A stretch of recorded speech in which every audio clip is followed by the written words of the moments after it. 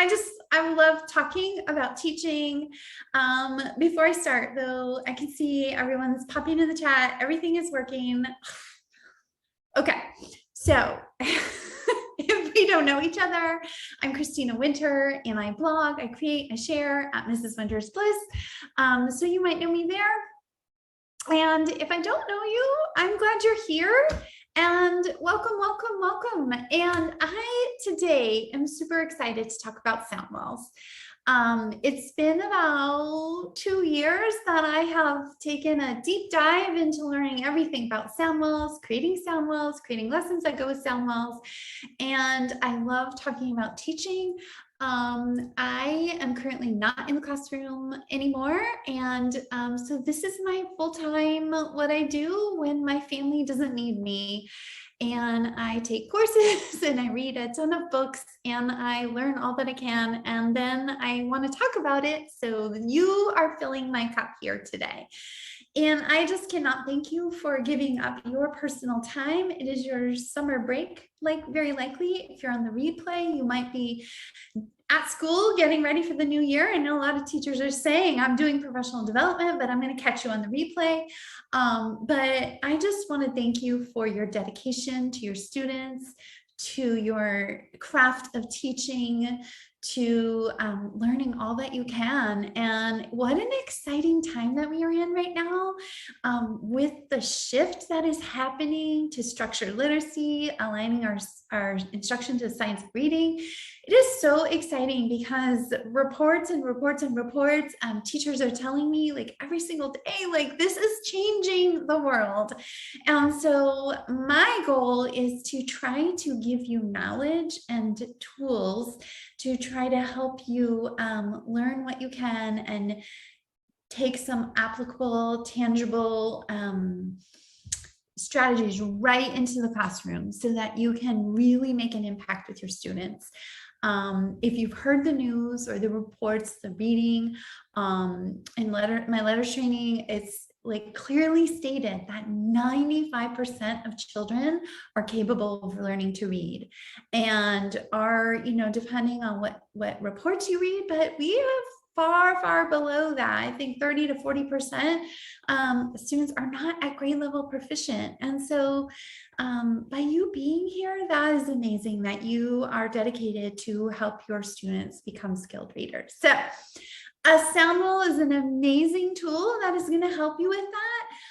And so I want to teach you everything. Well, not everything. I mean, I feel like preparing for this, I was like, I could do like 4 hours on sound walls. And so maybe I'm going to like think about how I could get that done. But I'm going to give you a good basic understanding of, let's talk about the benefits of using a sound wall. Let's talk about a scope and sequence. Everyone always asks me like, where do I start? What do I do? How do I use a sound wall? So we're going to talk about using your scope and sequence, and then some lesson routines and things of how you're going to use that sound wall. So that is not just wallpaper, that is a meaningful tool that is really going to help your students.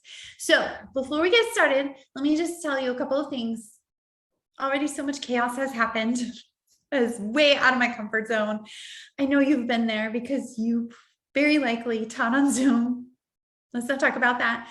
But thank you for giving me a little grace.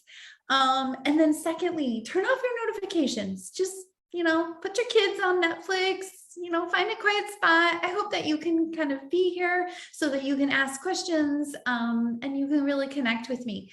And the people in the chat, like connect with them. If somebody's asking a question and you have some knowledge on that, pop it into the chat.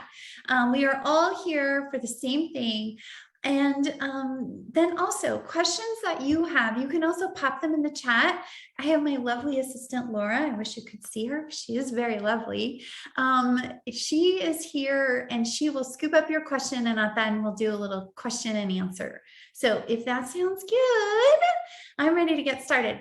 But I want to know really quickly if you were going to rate yourself 1 to 5, like if you said 1, I know nothing about sound walls. And 5, like I know a lot, like I've taken a course or I have a sound wall, I used it. Like tell me where you are with the sound wall. Wow, I see lots of 1s, 2s, 3s, 4. Laura Williams is a 4. Awesome. Yeah. So good, good, good, good. Like I said, we have an hour together, so I'm going to do answer as many questions as I can. But I have at least 8 blog posts on my blog. So if you're wanting to know things that I'm not covering, like I'm not going to go into what is a nasal, what is a fricative, but I have that all outlined in my blog, Mrs. Winter's Bliss. So you can just go on there and type in sound walls, and you're going to see like at least 8 blog posts. It starts off very simple, like what is a sound wall? So that is definitely a place that you can look if you're just wanting to have some basic understanding. But we do have like quite a mix of people, 3s and 4s and 2s and 1s. So we have some people. So awesome. I'm excited. If you're new to sound walls, I'm so excited for you. One thing I want to say though, we hear a lot of teachers saying, I'm not going to use a word wall anymore. I'm going to use a sound wall. I'm going to replace my word wall with a sound wall. Okay. Yes, let's do that. But it is a very different tool. So I just want you to kind of hear that, because when we hear word wall, we think about that, wall where we have A through Z, and then we put words under each letter. And usually they're high frequency words that we put up there. Like, so the word of is under O, and the word the is under T, and want is under W, right? And so we expect our students to be able to use that when they are writing. It's just a reference. A sound wall, really, we're not creating a place. Some people might want to put words on their sound wall. I don't believe, and from everything that I've learned, if you're going to join me tomorrow, we're going to talk about orthographic mapping and word mapping, phoneme grapheme mapping. But really, we have to do the work with our friends, with our students, so that they can map words for instant retrieval. And so when we're using a sound wall, it's a tool. It's like a tool that we can use as we're explicitly teaching, but it's not a place for us to just build words on the sound wall, so that if our students are writing a story and I want a puppy, and they look up at the W sound, they're going to look for the word want. I really don't believe that we should be putting words as like a reference for our students. And so I hope you'll join me tomorrow so you can hear a little bit more about that. But really, let's talk about how we're going to use it. So one of the things that we know is that if you've done any kind of learning, if you've done letters training, if you've done the top 10 reading teacher tools, that is a great course that you can take. But it goes over a lot of structured literacy components, but it really teaches us how students come to us, how our students come to us from speech. They come innately born with skills of speech. And that's why babies can come and they can, mimic what they hear, the sounds that they hear. They come speaking. Our brains are not hardwired to read. I know, isn't that crazy? So if you want to hear more about that, here's a book that you can learn more. Speech to Print. This is not an easy read by Louisa Cook-Moats, but she is amazing how she really explains it to us. And she has a lot of information about sound walls. So here's one reference for you. This is one of the places that you can learn. Another couple of books I highly recommend or suggest. Wiley Blevins, A Fresh Look at Phonics. So this is a really good book, and it really helps you understand how to incorporate phonics, the important skill, like the important strategies like word chaining, dictation, how much time students need. But he has what he calls 7 key ingredients for success. This is a really good book, but not only are you going to gain a lot of knowledge, but you're also going to have applicable things that you can do in your classroom, strategies that you can use with your students. And then my other favorite book that I want to talk about really quick is David Kilpatrick's Equipped for Reading Success. So this is the book that really got me started on my journey to science of reading, because it really talked about how, the importance of phonemic awareness, how if students aren't phonemically aware, that they're really going to be struggling readers, and also how we don't read by sight, how we read, how we orthographically map. So he used Linnea Airey's work, and he, shared that. It's such a great book. You might have to read some of the chapters twice, but it's really good. Okay, so a couple of things, but what we know though is that our brains are not hardwired to read. That is like proven through cognitive science and all of the things that they have done, like brain scans and brain imaging. And there's actually 4 parts in your brain that have to work together. And we can create pathways and teach our students how to read. So a sound wall is a tool that's going to help create those pathways so that our students can be proficient readers. So, it's also a tool that's going to help our students. So when they're learning to read, but also when they're learning to write. And a sound wall is a tool that when students are having confusions, it is a way that it's a tool that we can come to our students and we could talk about the sounds and review the sounds with our students so that they can clear up those confusions. Have you ever had a student who wanted to say the word with, but they write with? Have you ever heard that? That is because they're having the confusion of the TH and the F, right? So they're confusing those 2 phonemes.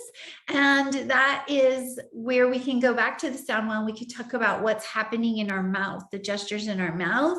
And we could look at the graphemes and all that. So I'm going to go into that in just a minute. But that is how we can use a sound wall. So our students come to us with knowledge of phonemes. That's the sounds that we hear. And what we want to do is we want to take those sounds and we want to connect them to those squiggly things. Those are the graphemes, the letters that we write that represent those sounds. And that is the vehicle to do so. So like I said, it is very different than a word wall. How many sounds, do you know how many sounds there are in the English language? If you know, pop it in the comments if you know. Let's see. Who's got it? Yep, 44. There are 44 phonemes. And so your sound wall, you'll have 2 sound walls, and you'll have a consonant sound wall. You can see my vowel valley back here. And so they will show all 44 phonemes. So they're going to be organized by the manner and place of articulation. So if you're creating a sound wall, if you have my sound wall or you're going to create a sound wall, you're going to need a pretty big space, right? They take up a lot of space. This one, I printed my sound wall 2 to a page, and so I could shrink them down. But generally, you want your sound wall to be accessible to your students from far away, so that they can actually use it as a tool in your classroom.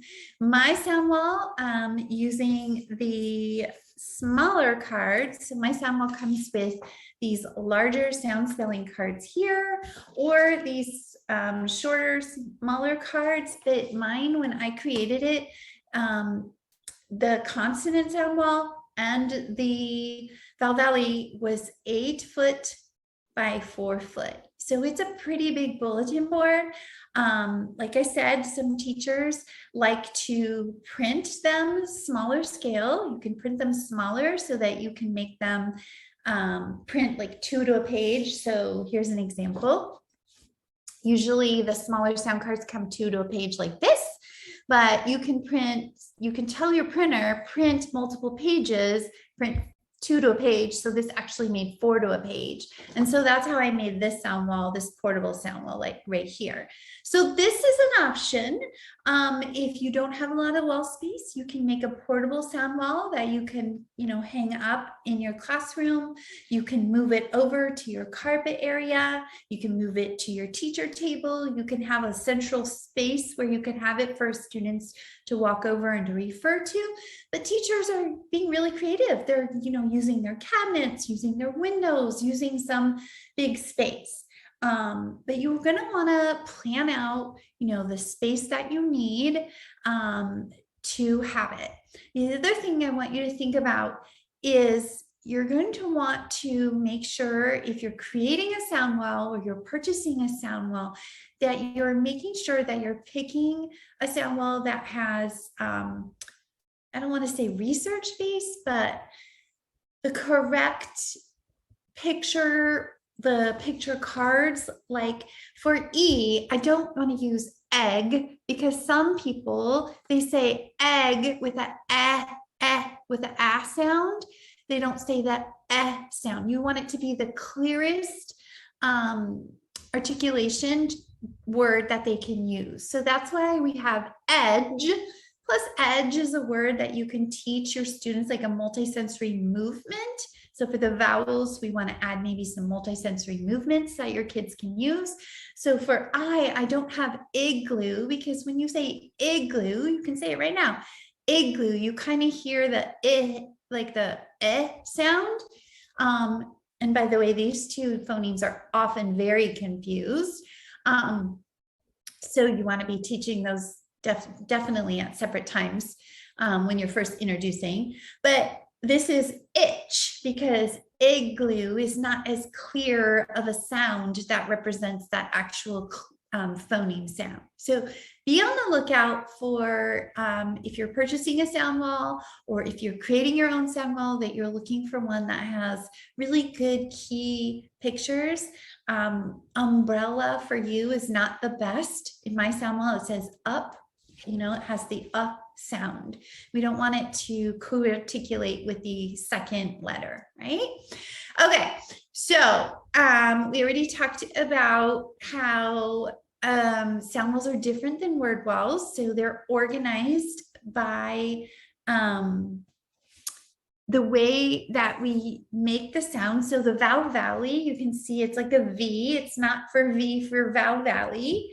Vowel valley is set up or organized in that way because it mimics how your mouth moves when you say the sound. So if you stop here at long vowel E and you say E, and then you say I, it's like your mouth is opening more as you go down the vowel valley. When you get to short O, you say ah, right? So the sounds in the vowel valley are mimicking how your mouth just opens a little bit. So it's E, I, A, I, right? So that's why the vowel valley is set up in this way. And then your sound wall for your consonants, there are two versions. This is what you would do if you're really lining up to the research. This is what letters suggest, but you're really organizing your sound wall. It looks by the placement, what's happening, and the, let's see, what is it called? Placement and, oh gosh, my brain.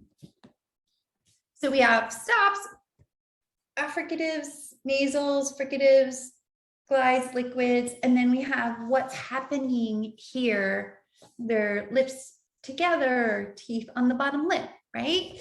So in my sound wall, I offer both versions, so you can choose which one. So it's the manner and the place of articulation. Just came back to my brain, right?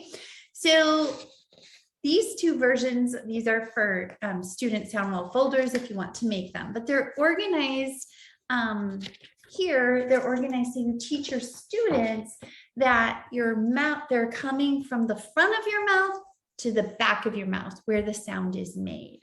So when you say the sound that sound is made in the front of your mouth, right? Your lips are together and you're making a stopping sound. I hope you're doing this with me at home. Whereas when you say the H sound, it's happening in the back of your throat, right? The sound, you're creating that sound from the back of your throat. So that's why they're organized in this way. So your sound wall, you're going to use it as you explicitly teach your phonics. You work through your phonics scope and sequence. And by focusing on just the phonemes first, it's warming up our ears for what our eyes are going to see. And we're making that connection from the phoneme to the grapheme. We're creating that connection so that when our students see that squiggly line, when they see this squiggly line right here, they're going to know that's making the n sound. That's the goal. So our students know they connect the squiggly letter to the sound. So they have that immediate automatic retrieval of that, right? Okay. You're going to use your sound wall daily, practicing to complement your phonics program. We're going to look at that in just a minute.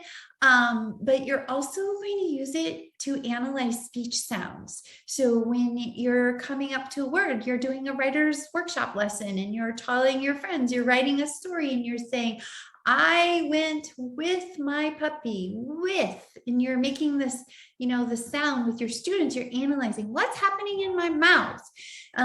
Being able to make, again, that connection from the speech to print with your students. Okay, so getting started. I feel like I'm hopping all over the place a little bit. You're gonna set up your 2 sound walls. I highly, highly recommend that you set up your sound walls at the beginning of the year because nobody wants to be trying to create a bulletin board as they go. That's going to be really difficult because you're going to need the space, you need the no, and then does the E go here, and then where does the I go? Because you're not teaching all of the phonemes in order. You're teaching them in the order that your pacing of your phonics or phonemic awareness program is showing you. So you're going to want to build your sound wall. And then I highly suggest that you look at your scope and sequence. You go to your kindergarten. Let's say I'm a first grade teacher. I go to my kindergarten teachers and I say, hey friends, I'm building my sound wall.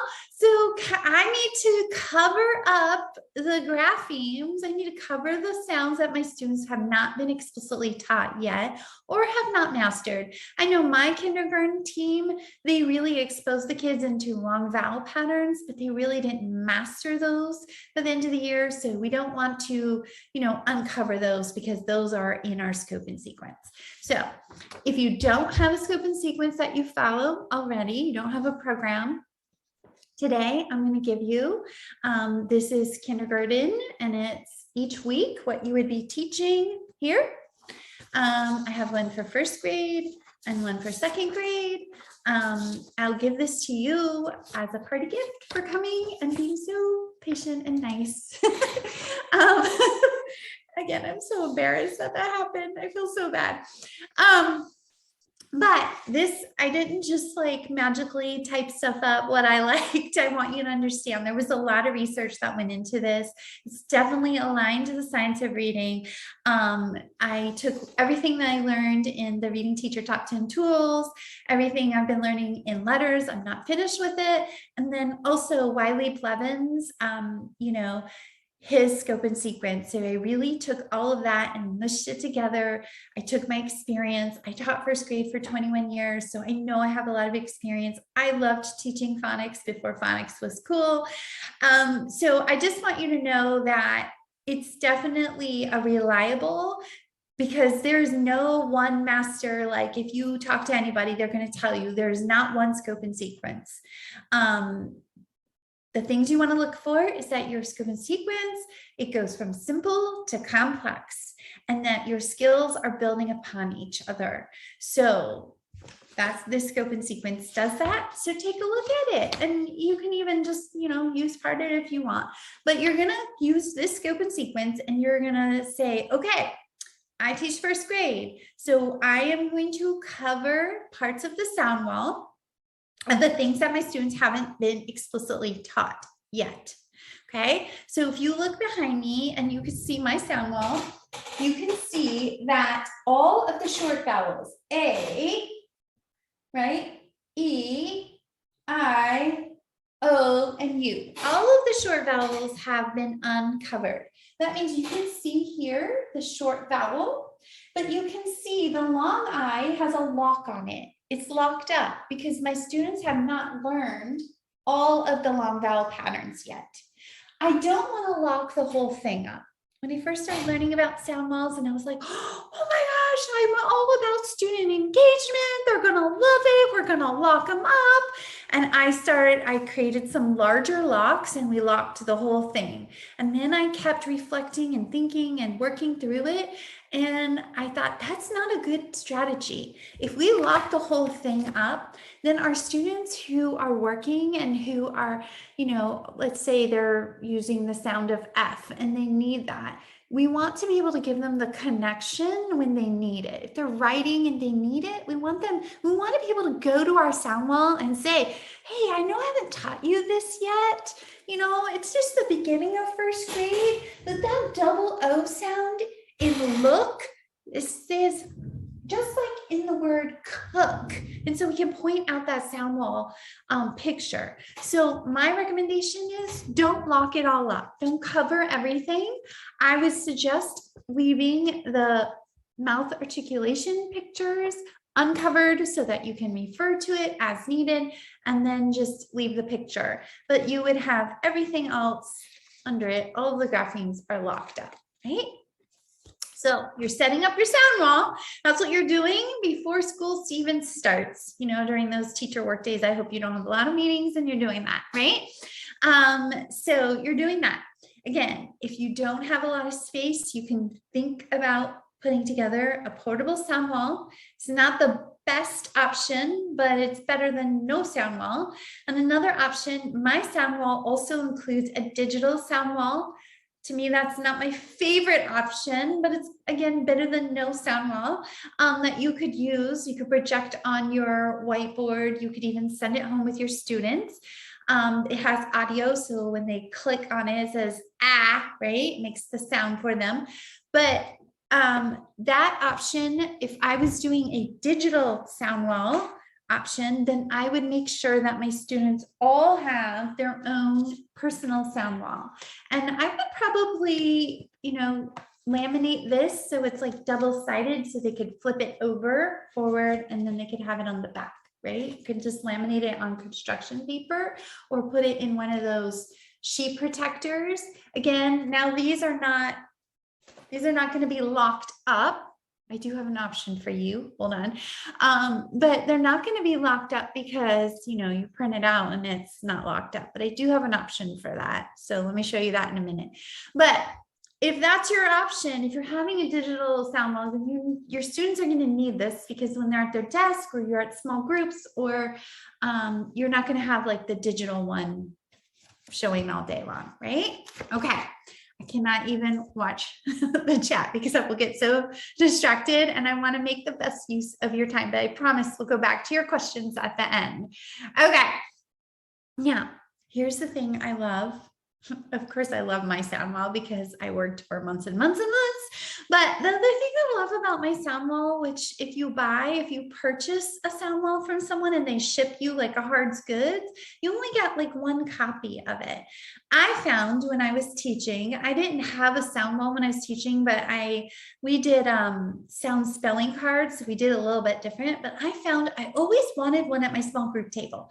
I always wanted to have, this handy. I wanted to have it when I was in my small group, when my students were all seated in front of me, and I could like pull it out and show it to them right at the carpet. It wasn't hanging on my wall. So kind of think through, like, are you that kind of person who's going to want to have extra copies? Because you can print out extra copies. If you buy a digital one, you can have smaller ones. You can have a set for your small group table, so that as you're, working with it with your students, you're not saying, hey friends, look over there on the sound wall. What is that? Which, you're not having to like go there. It's like right there in front of them, especially when you're studying all the different graphings. We're going to talk about that in just a minute. But when you're studying about all the different patterns of the graphings that they're going to need to know for the different spelling patterns, you're going to need, to have this handy dandy close by. So print extra copies. Another thing, you can print extra copies. On my blog, I have like this Soundwall games because, again, we don't want it to be wallpaper. So we want our students to interact with it as often as possible. One of the games you could play is you have your students, my turn. So I'm going to look at it. I'm going to look at the mouth gesture photo, and I'm going to say, and my friend, my partner is going to say short E. So it's kind of like a charade game where your friends can, like they can say the gesture, the sound, and then they can interact with it a little bit more. It's like a fun little center, and they're practicing what they've been learning with you. So look, I just printed these, like, I don't know, 3-to page, 4-to page, something like that. You could also play like Go Fish. Print your smaller pictures and you play Go Fish, or even like memory, kind of thing. And just teach your students, like, when you turn 2 cards over and they match, then you have to make the sound and then you get to keep the match, right? So there's so many options when you buy like a digital one. Again, I have some ideas for you on my blog. You can just look up Soundwall games and you're going to get some things. You can have them match up the voiced and the unvoiced pair. So we haven't spoken about that quite yet, but Soundwalls, they're put together no matter which soundwall you use, but there's 2 sounds that are the voiced and the unvoiced pair.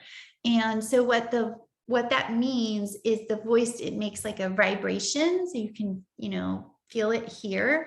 And those are often confused. So if your student is saying, they're trying to say fan and they say van, or they write it, they're confusing the pair, right? So you can have your students play a game where they are like matching up the voiced and the unvoiced pair. So there are so many options, right? So we're setting up our sound wall. We have our 2 sound walls. We have our consonant sound wall and our vowel valley. We've got everything set up according to our scope and sequence from last year. So when our students walk in day 1, my students in 1st grade, they have learned all of the short vowels. So I'm going to uncover the short vowels. Now, the first few days of school, I'm also going to go through and I'm going to review those. Those are actually on the scope and sequence for 1st grade.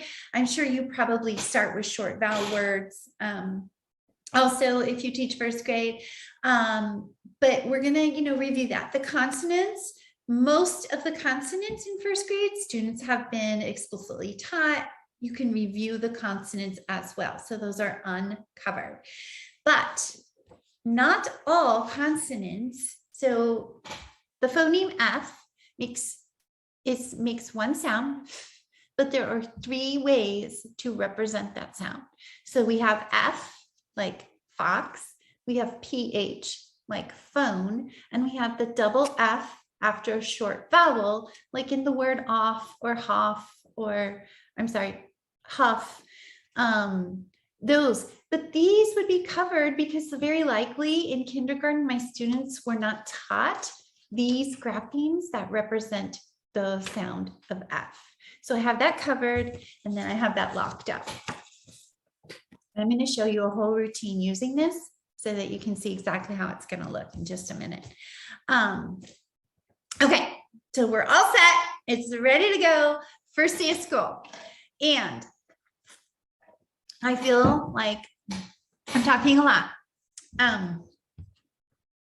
So Lindsay says, is there an option to have double F listed before PH? Lindsay, my sound wall is not editable, and here's why. There's a lot of research, so I want to make my resources aligned with the research.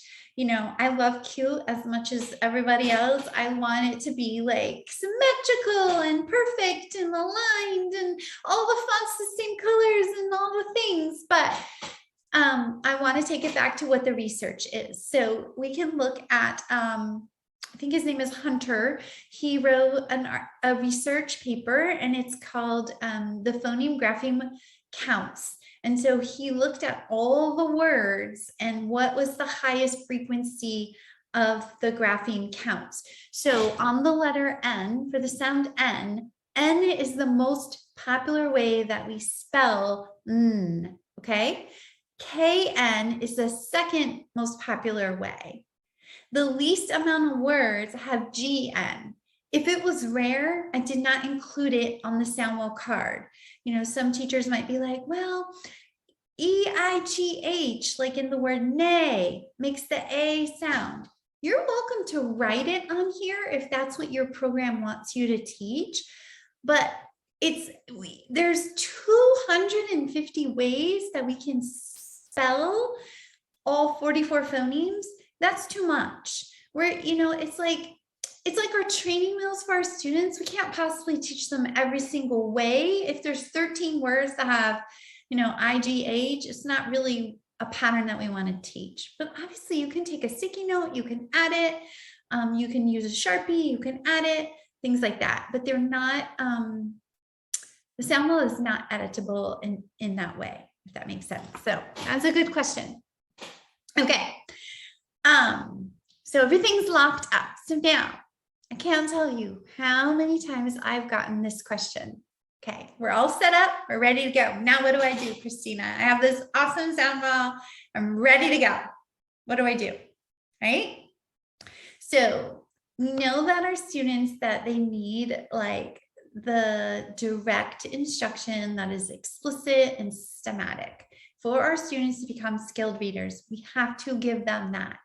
I hope that you're learning a little bit about that. Come back if you want to learn more, because I love talking about explicit, systematic, cumulative instruction, because that is what the science has proven. It has told us.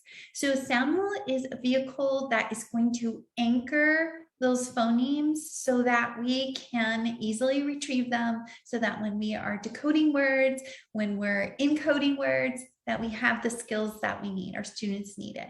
But we have to use, we have to interact with it, we have to practice with it so that our students can use it as a tool. They can use it to retrieve the information and become automatic with their reading and their spelling, right? And this tool, again, is going to complement your scope and sequence. So whatever phonics program that you use, you're going to want to use it as a tool. So everything's covered in first grade, and now it's like the beginning of first grade. And so I'm going to start with short vowels. So my teaching is going to line up with short vowels, and we're going to come back to it, and we're going to teach through the short vowels.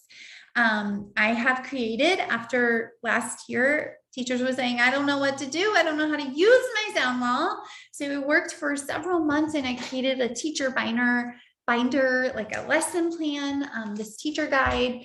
And you could just have this printed out, ready to go. And it has all the lessons that you would need for your Soundwell. This includes 4 things. So there's like lots of teacher knowledge. Do you follow Louisa Mote's work? And she says, programs don't teach. It's teachers' knowledge that teaches, right? So I want to give you everything that you need so you have a knowledge of how to use a Soundwell. So in this binder, there's 4 parts. There's what is a Soundwell. So it's going to go through even deeper the information that I'm telling you. There is getting started with the Soundwell.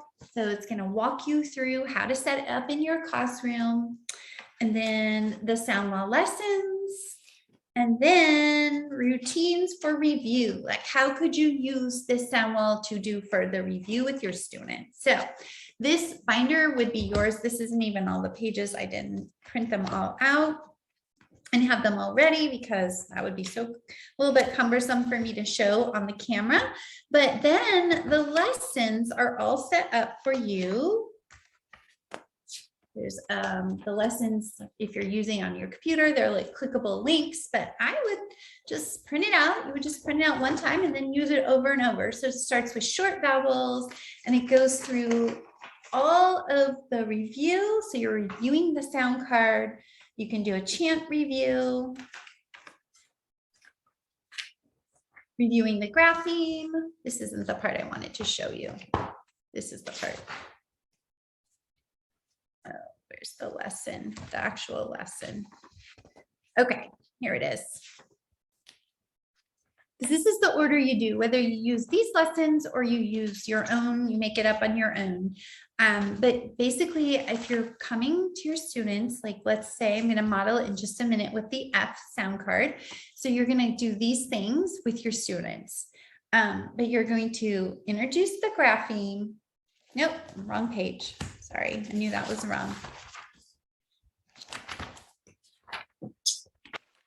Introduce the phoneme here.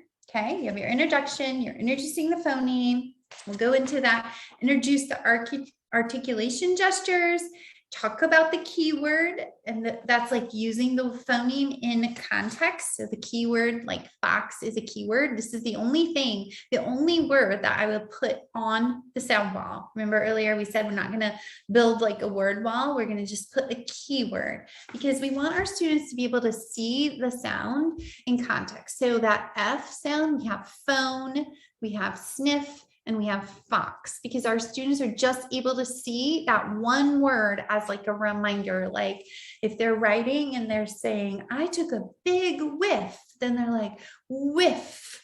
And they're like, which sound spelling is in whiff? Well, it's at the end of the word. It's after short vowel, kind of like the word sniff. So, oh, it's got to be double F, right? It's just kind of a reminder for your students. And it's really, really helpful when you get into long vowels because, you know, like long A, we have A blank E, we have AI and AI vowel team. And so your students would have that as like a visual cue. Okay, so we're introducing the phoneme, we're introducing the gesture, we're using the keyword, and then we bring it to print. Now we're introducing the grapheme, the letter, and then writing the grapheme, reviewing the sound card, and then you can do some review. So let's look at what that's going to look like. Okay, let me put this to the side. Okay, here we go. I'm going to teach today a lesson on, are we doing okay? I'm going to teach today a lesson. We're going to introduce to my kindergartners the f sound, right? They don't know the f sound. So I'm going to say, Joey, we're going to learn a new sound. Joey, can you go get the key? Because we're going to unlock a new sound today.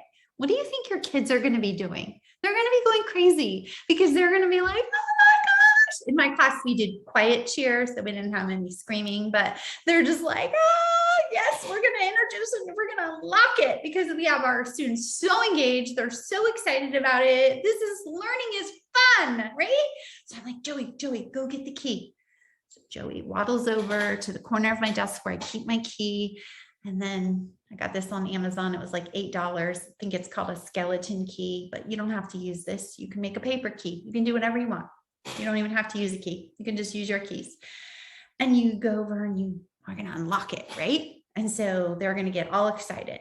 So we're going to say, friends, today I want to teach you a new sound. And we're working through that model. If you know the model of explicit instruction, you know the I do, we do, you do model, right?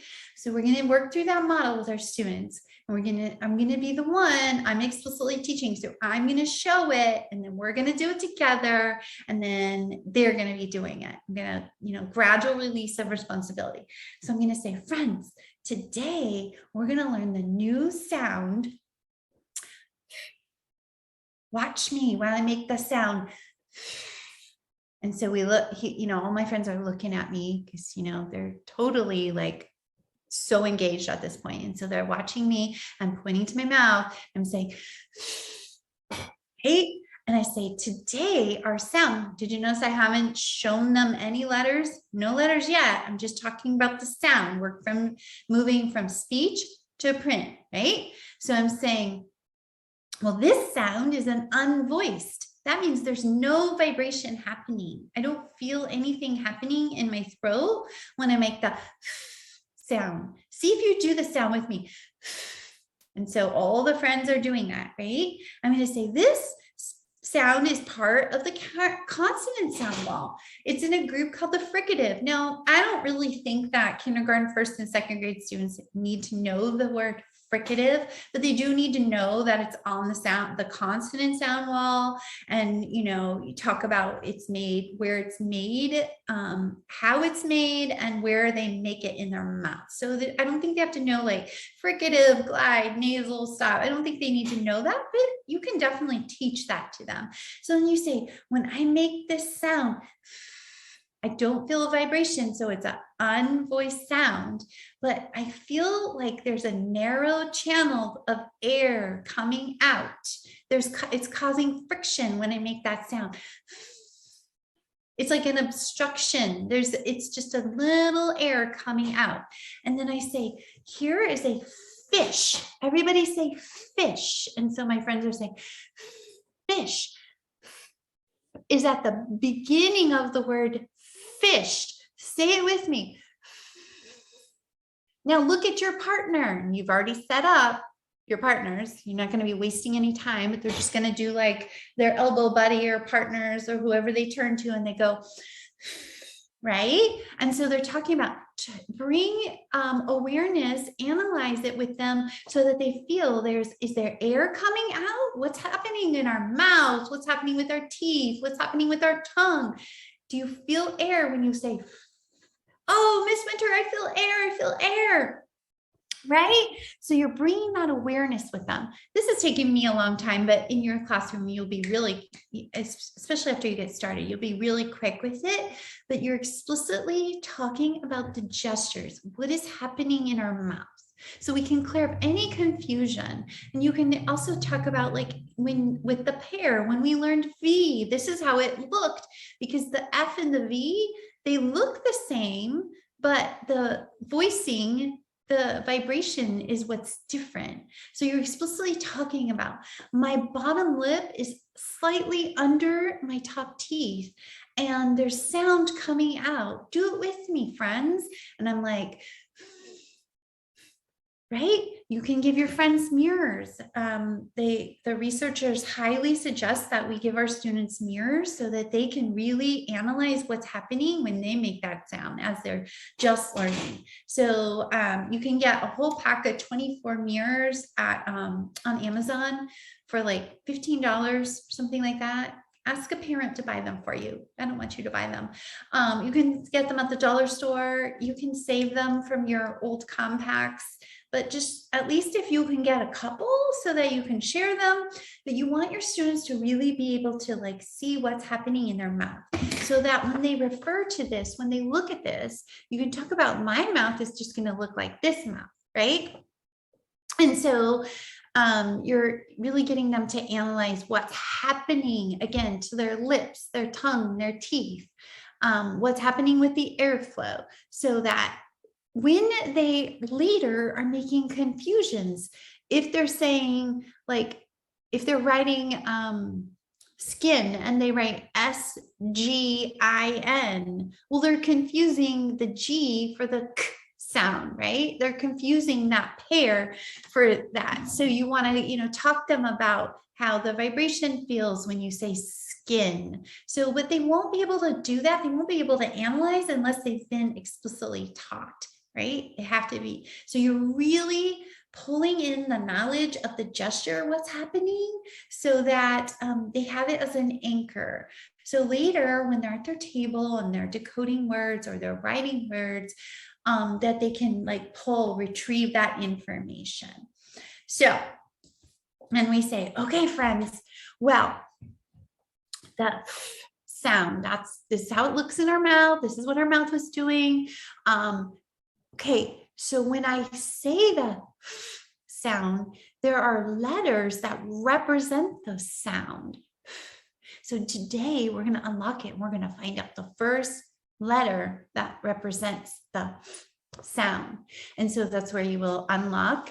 Again, my lock is really small because I don't want it to be confusing to my students here with the F, with the fish. I want them to be able to really pay attention to this keyword picture and not like seeing locks all over the place, even though it looks really cute. Again, so I'm going to pull this off. You can, attach it or paper clip it. I just paper clipped it. And then I covered up the graphemes that we're not ready for because we're not going to teach all of these graphemes on the first day, right? We're going to focus on one. So today I'm going to say, friends, when I hear the word fish and I want to write the word fish, I tap it out, ish. If I wanted to write that sound, I would write it with the letter F. And so we could start together. We could do some skywriting and we could talk about the formation of the letter. We want to do 3 things. So we're helping our friends. The phonemic awareness part is hearing the sound. So we can see the sound. We can see the letter that matches that sound, but then we also want to connect it with our students to be able to write the sound. So with my sound wall lesson and lesson guide, I created some printables for every letter so that your friends can start practicing, tracing, and writing the letters that represent that F sound, right? So we want to get them to do this. This would be like a follow-up after your small group instruction or maybe tomorrow, because these lessons are just one little part of your phonics lessons, right? So I would say maybe about 10 minutes or so. So you're not going to do everything in one sitting. You might just talk about the sound, the gestures, and look at the letter and do some skywriting. And then the next day, come back and talk about the sound and the gestures. And if you've already taught the pair, you can talk about how the F and the V are pairs and how they're different. And then again, then you can ask your students to go over and to do their printing of the letters, right? That's one follow-up activity. Another follow-up activity that I created so that they could do, you could create it if you want.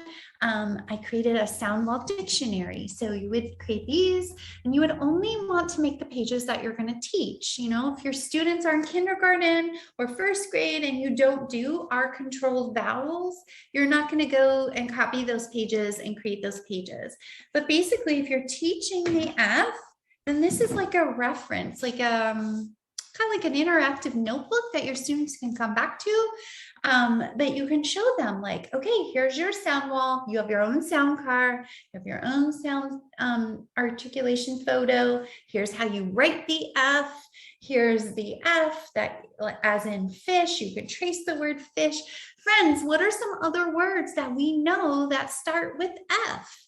And so they could give them to you. You can work on writing them together. So I have fed, fat, fan. Those would be words that at this point, maybe in the year, that my students would have knowledge of consonants and short vowels, maybe not quite yet, but and then later you will come back and do phone. And then when you teach the double F after a short vowel, then they can write like off and huff and all of that. So there's a page for every one in here. Like here's another example where you can see how valuable this tool is going to be when you get to long vowels. So we have A blank E, AY goes at the end of the word, and AI goes in the middle or at the beginning of the word, like in sail, right? And so your students would be able to write some words. They can write extra words on the back if you want them, right?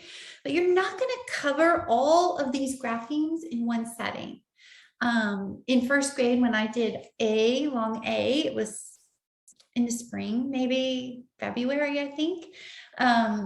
We would start with A, and then we would do the syllable with the silent E syllable words, right?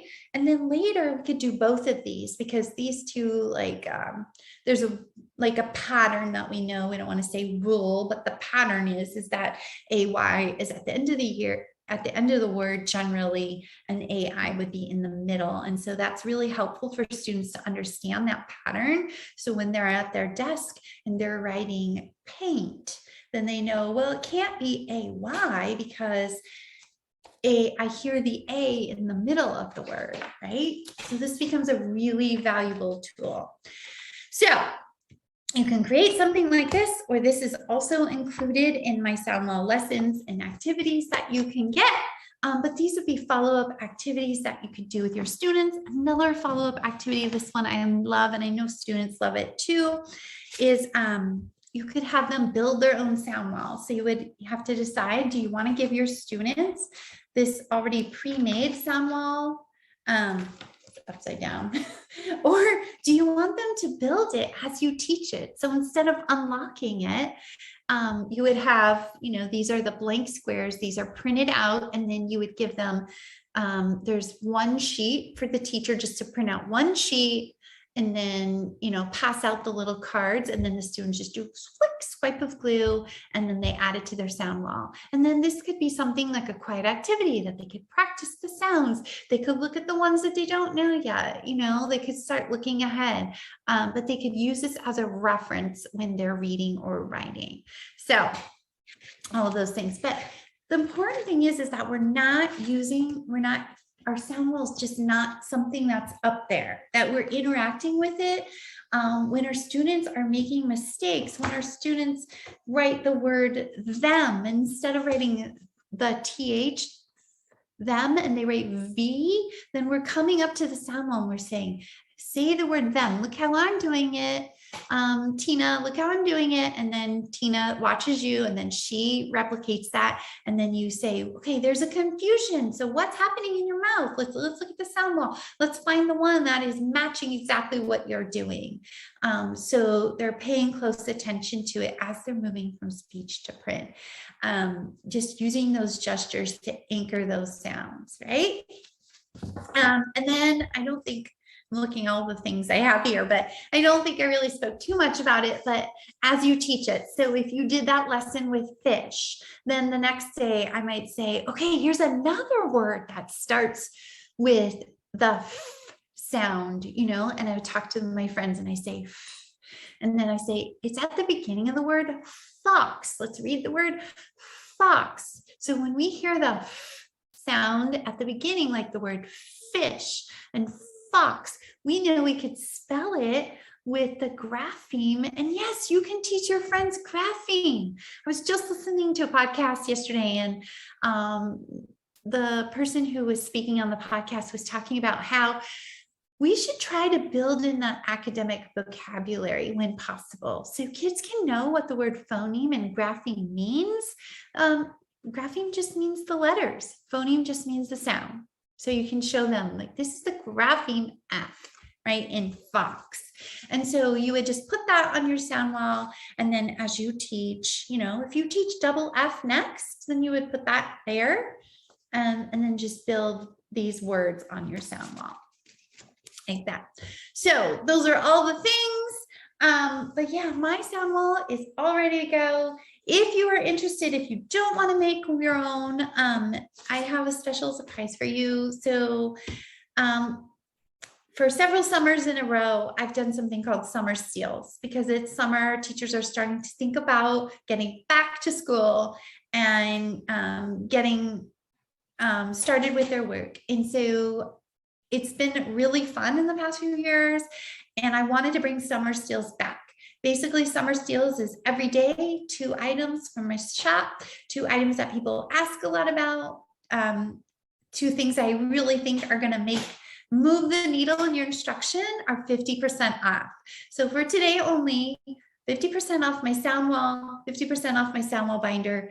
It's never on sale like that. When TPT has a site-wide sale, actually, they don't really even let us mark things down 50%. The most they let us mark it down is 30%.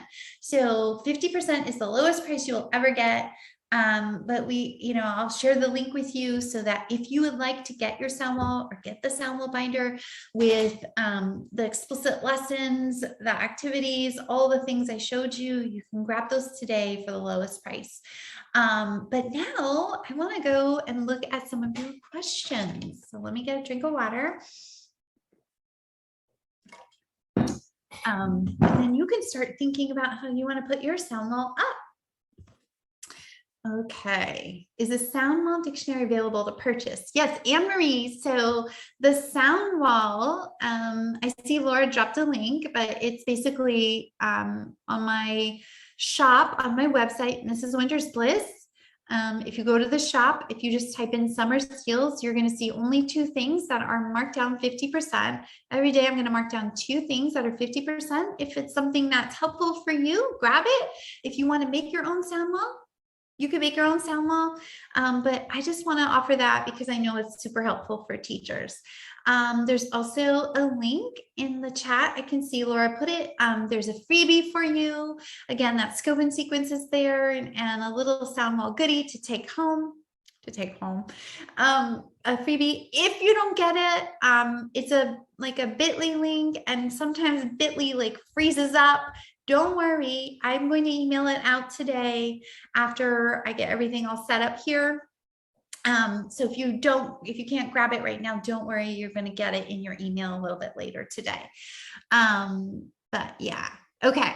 So let's take a look at, but yeah, if you're really wanting to get started with a sound wall, or you want to make your own sound wall, then today would be the day to grab it. Because 50% off is quite a significant savings. Okay, Erica says, is there a suggested order to introduce the sounds? We talked about how we're going to align it with our scope and sequence. So I'm giving you that scope and sequence. So that's a good question, Erica. Barbara, what is the best way to put up your sound wall when you have a very, very small area to put it on? So Barbara, I think I answered that question, but again, there's options. You can print out, so this, the F card, these print 2 to a page when you print it out in my sound wall. These are going to print 2 to a page. But like I said, you can just go in your settings. When you push print, then you're going to get like a menu that says like, what page do you want to print? So you can look here and then you say, I want to print multiple pages. And then I want to say it defaults to print it this way. So you just want to click on portrait or landscape to print it this way. That is exactly how I made these sound wall cards. And this is just a trifold, one of those poster boards. I bought a black one at Target, but you can just buy a white one, or you can cover it, or you can color it, whatever you want to do. I know there's a lot of teachers who teach like multiple grade levels. This is great because if you have a first grade group, you can have your first grade sound wall so that you can have things uncovered, or if you push into a classroom, you can bring your sound wall with you because you can fold it up, but it fits nicely on there. But you just print 2 to a page so that you get it smaller. And then if you want to play sound wall games, you can print them even smaller, right? Okay. I think that answers it. Erin, how do you manage the sound wall in kindergarten when they don't yet know their sounds? So Erin, that's what you're going to do. You're going to have everything locked up. Everything's locked up, and you're going to do the whole lesson, unlock the F sound, right? So you're talking about everyone, you're going to do some phonemic awareness. I know a lot of schools are doing Haggerty, but you're using, you have hopefully some kind of phonemic awareness program. If you don't have a phonemic awareness program, stay tuned because I can't wait for you to see what I'm creating. But also this book, Equipped for Reading Success by David Kilpatrick. He has 1 minute drills, I think, for phonemic awareness. I have not used it, but I know that a lot of people highly recommend it, who I trust. But he has 1 minute drills for phonemic awareness, but you're again connecting the sound to the symbol, speech to print. And so that is what you're doing with your sound wall. All right. Abby, what is the best way to introduce the sound wall for second graders who don't have any prior knowledge? Well, that's I'm so excited for you, Abby. So you're going to cover up everything that you're going to teach them. And what I would do is I would do kind of like, I want to call it a boot camp, but I would do like a good week of review of what they've learned. Just help them get really, you're not going to be wanting to teach what is next on your scope and sequence, but look at what they learned in kindergarten. Look at all the consonants. They should have learned all of the basic consonants, like they would have learned F, but maybe they didn't learn the P, the silent, the PH for F yet. But you're going to look at that and you're going to review with your students. You're going to name the sound wall. You're going to talk about how the V is because of the way that our mouth goes. You kind of immerse them in it. And honestly, don't be worried that if it's not perfect, it's okay. It's okay if it's not perfect for your students. Jumping in, even learning with your students is better than not doing it at all. So it might not be perfect this year, but dang it, next year it's going to be so much better.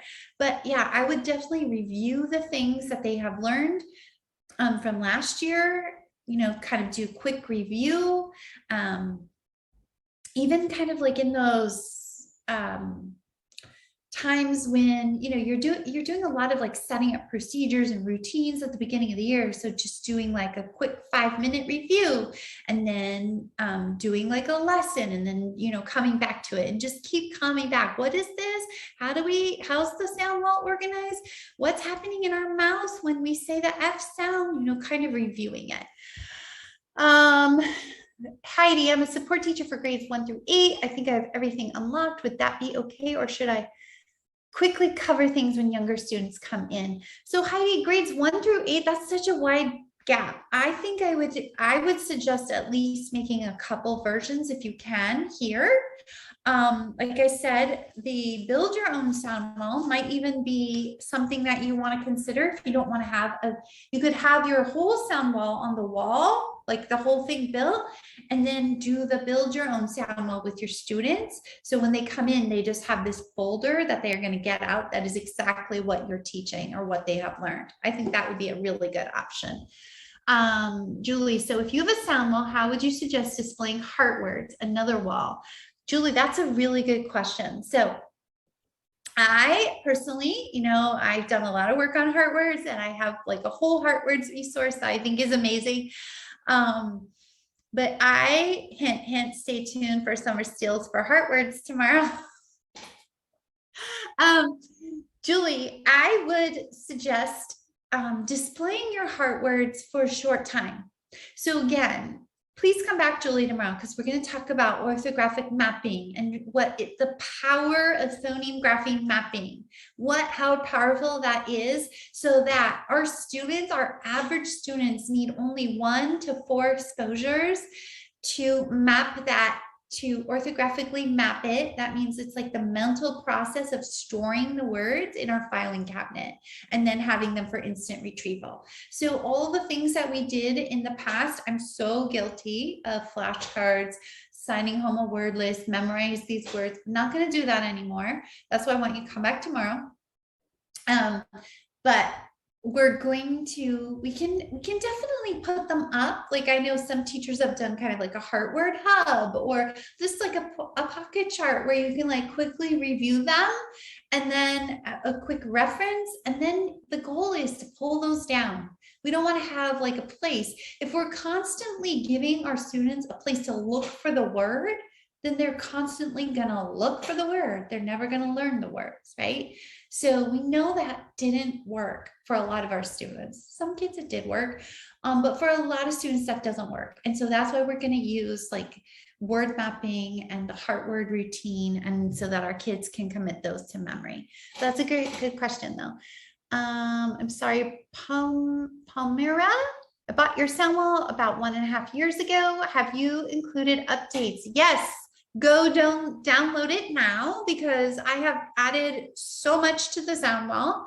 If you were one of the early buyers, you're going to be in for a treat. There are so many awesome things added, and I think the sound wall binder, the lessons would absolutely complement it nicely. Beth, how long would this part of phonics lesson take? What else would we incorporate in that day? So Beth, this part is going to be maybe like 10 minutes or less. I really think it's going to be about 10 minutes or less. And then what you're going to do is you're going to do those high impact phonics strategies. Your students are going to do things like word awareness activities. You're going to do phonography mapping, where they're listening for the sounds and they're writing the letters that represent those sounds. They're going to do word chaining. So everyone say the word fin. Now change the beginning of the word to bin, or change part of the word to bin. What part did you change? So those are like word chaining activities or word ladder activities. You're going to do explicit, systematic things like dictation. You're going to give your students lots and lots and lots of opportunities to read the things that you're teaching in controlled text. That's why we're using decodable text. Come back Wednesday, we're talking all about decodable text. So all these things like merge together. And then Thursday, we're going to talk about literacy centers, how we build in that cumulative practice. So each day you're just doing a little bit for your phonics lesson. And so that might be, you know, your whole phonics lesson might be like 20 minutes or less. And then of course you're following up in small group with that. Is this explicit lesson plan part of the whole group or small group phonics lesson? So Aubrey, you can definitely use it for both. I think that you need to teach the phonics lessons, the sound wall lessons. I think that has to be tier 1 instruction. If we give good instruction in our tier 1 instruction, then we do not have as many students who are struggling. And then we can follow it up in small groups. So your kids who are struggling, you can review that part of the lesson. You're going to know that who those kids are who you need to follow up with in small group. That's a great question as well. Jackie, can the sound wall work when your school scope and sequence is not very aligned with the science of reading? So I don't know, Jackie, how much flexibility you have, but I know that your scope and sequence should definitely be building from simple to complex. It should be Wiley Blevins. He talks to us all about that on page 27. Let's see if I can pull out a few things that he really urges you.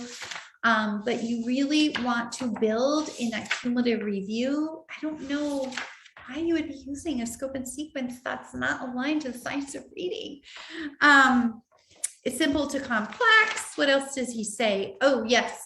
They teach high utility skills before less useful sound spellings. So that's why we don't want to be teaching, if we're teaching kindergarten, we're not teaching anymore at letter of the week, A, letter B, letter C. We want to teach, a lot of people use they call it sat pin, where it's like those high utility letters like S, M, T. Those are high utility letters that can build words right away. So this scope and sequence in kindergarten starts out with M, short A, S, P, T, short I, N. When you have those 5 or 6 letters, you can build so many words. So your kids are right away getting into reading and writing right away. They don't have to get through the alphabet, right? That's a good question. Yes. Okay, so those are all of the questions. Again, yes, Jen, the summer steal specials are just for today on the sound wall all week long. I'm going to give other summer steals, but again, 50% is like a really, really great offer. And tomorrow we're going to talk about word mapping, and I'm super excited about that because it's another fun thing to talk about. But let's see. I see so many people saying they're excited to try Soundwell, and I'm so excited for you. I just know if you're still thinking, I don't know, go in my store and just like read what other teachers have said about how it has moved the needle for their students. So many teachers email me and say things like, I'm never not doing a sound wall again. So I just want to thank you so much for joining me today. It was so much fun. Again, I am so sorry about all the tech snafus. Please join me again tomorrow, same time. I promise we're not going to have tech snafus. We are going to start at 1 o'clock tomorrow, and we're going to talk about phoneme, grapheme, word mapping. So thank you so much, and just enjoy your summer, and we'll chat soon. Bye for now.